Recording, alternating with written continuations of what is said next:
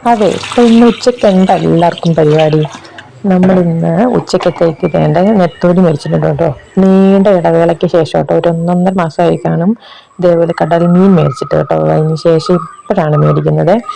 അപ്പോൾ അതൊന്ന് പീര വയ്ക്കുകയും ഒന്ന് കുറച്ച് വറക്കുകയൊക്കെ ചെയ്യാമെന്നോർത്ത് എല്ലാം വെട്ടി കഴുകി എടുത്തുകൊണ്ട് വന്നിട്ടുണ്ട് കേട്ടോ. അപ്പം നമ്മുടെ ചാനൽ ഒന്ന് സബ്സ്ക്രൈബ് ചെയ്യാൻ ആരും മറന്നു പോയി കേട്ടോ. വീഡിയോയ്ക്ക് ഇഷ്ടപ്പെടുവാണെങ്കിൽ ഒരു ലൈക്കൊക്കെ തരാം കേട്ടോ. അപ്പം നെത്തോലി മേടിക്കുന്നതെന്ന് പറയുമ്പോഴേ ദൈവമേ ഇത് വെട്ടിയെടുക്കണമല്ലോ എന്ന് ഓർക്കുമ്പോൾ ഭയങ്കര സങ്കടമല്ലേ. പക്ഷെ നല്ല ടേസ്റ്റുള്ള മീനല്ലേ. നിങ്ങൾക്ക് ഇഷ്ടമാണോ? ഒന്ന് കമൻറ്റ് ചെയ്യണം കേട്ടോ. അപ്പോൾ അതേ നമ്മുടെ പീര ഇവിടെ റെഡി ആയിട്ടുണ്ട്.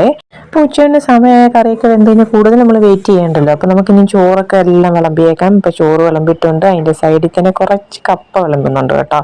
കപ്പ വേവിച്ചതും അതേപോലെ തന്നെ നമ്മുടെ മീൻ പീരയും മീൻ വറുത്തതും അതുപോലെ തന്നെ പയർ മെഴുക്കുവരട്ടി വയ്ക്കുന്നത് കേട്ടോ. നമ്മളിവിടെ മെഴുക്കുവരട്ടി എന്നാണ് പറയുന്നത്, ചിലർ ഉപ്പേരി എന്ന് അങ്ങനെയൊക്കെ പറയുന്നു.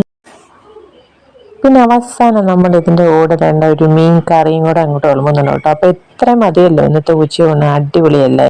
അപ്പോൾ ഇത്രയേ ഉള്ളൂ ഇന്നത്തെ ഉച്ചത്തെ വിശേഷം. അപ്പോൾ അടുത്ത ദിവസം നല്ലൊരു വീഡിയോ കാണാം. അതുവരെ എല്ലാവർക്കും ബൈ.